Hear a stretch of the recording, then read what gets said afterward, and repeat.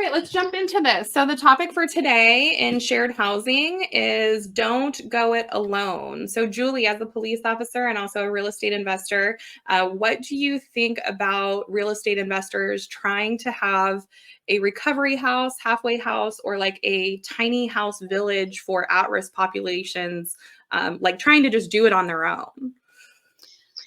The name of this episode says it all. I don't think it's just in this, realm of the shared housing, but in a lot of things that we shouldn't go alone. But in this particular realm, we're looking at, just like real estate investors themselves, you have different tenants, you have different personalities, you have different problems. You have a variety of things. Not only you have a business, you have legal to protect, you have, money to collect, you have finances, taxes. The last thing you want to do is go with an idea but not have why are we reinventing the wheel? We don't have someone to go to say, hey, you've done this before. What do you suggest?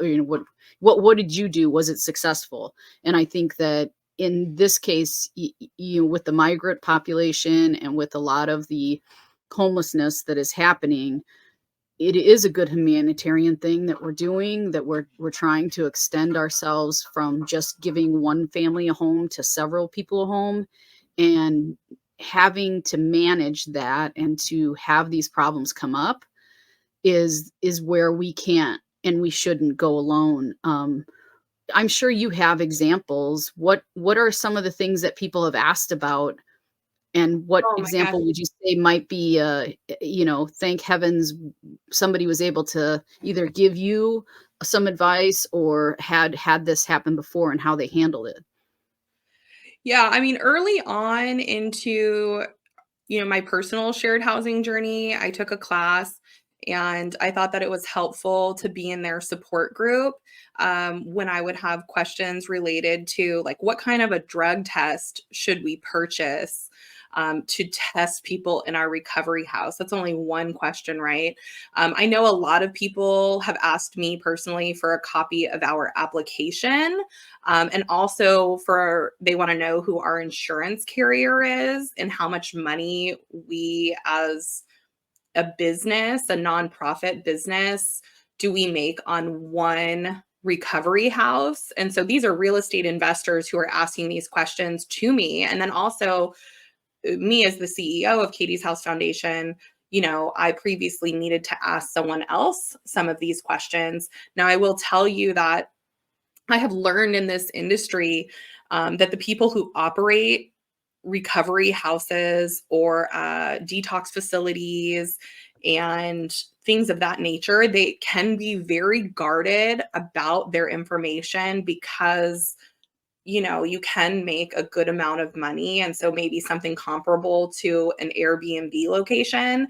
And they don't want you to come into their territory and set up a competitor business, if you will, or house.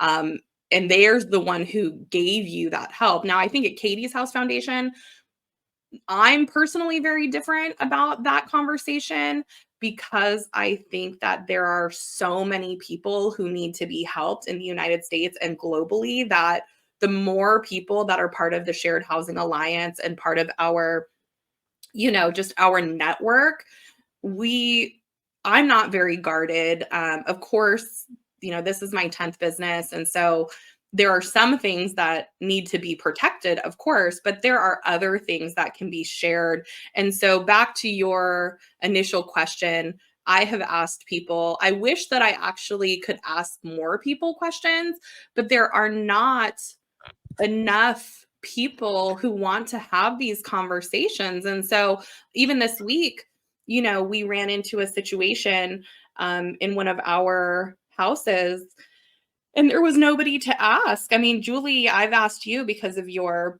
on the committee and we have some other committee members. And so that's really helpful. Our committee is really helpful to have as a private forum for these kinds of things.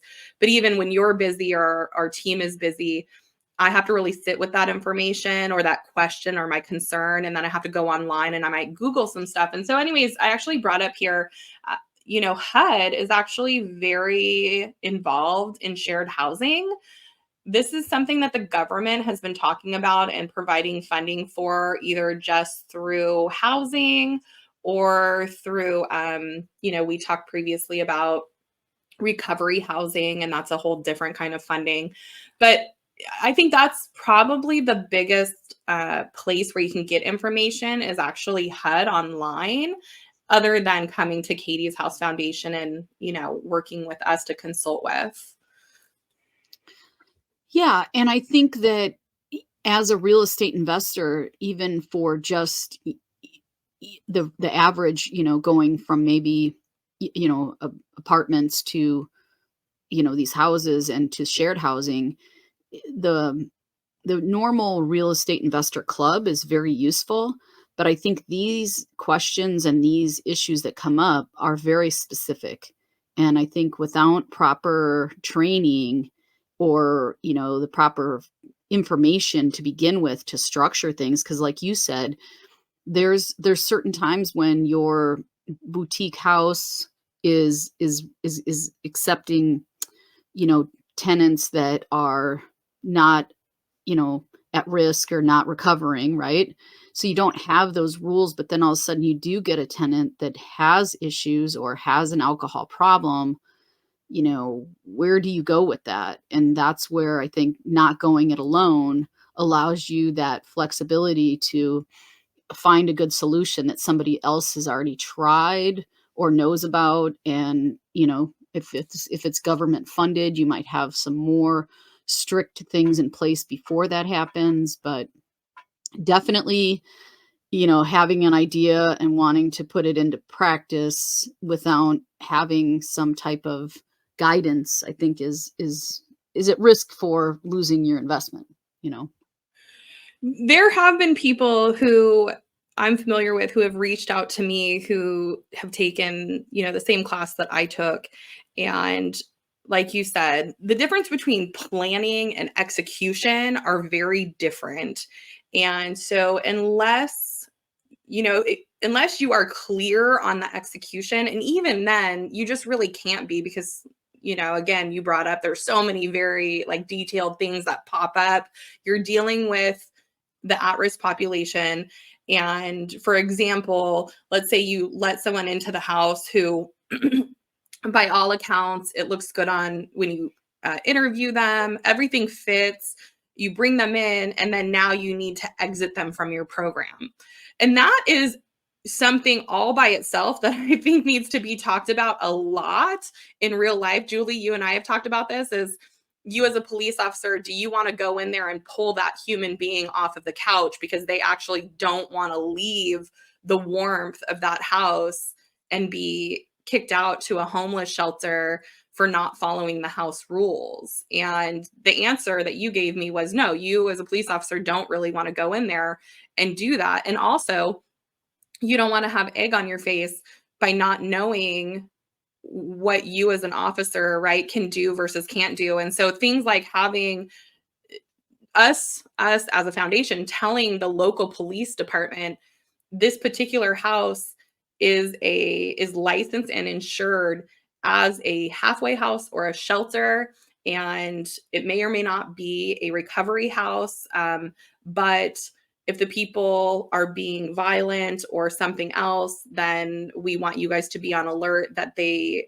will physically need to be removed, because we can't have the other people living there feeling scared and they don't have any tenant rights because it's not a tenant landlord situation. And so it's just so important to not go it alone. Yeah, and realizing in the moment that you're having some issue, that you do know what you're talking about, and you do know what your boundaries are, right? Because if you have those standard operating procedures, you have that information, you have your team with that knowledge, it'll go so much quicker and faster and less of a stress for everybody involved. that everybody has the proper information and isn't like guessing what to do next. Yep. All right. Well, that's all I have for today. Julie, anything else from you? Well, if everyone finds value in our YouTube content or our nonprofit mission, please like and subscribe.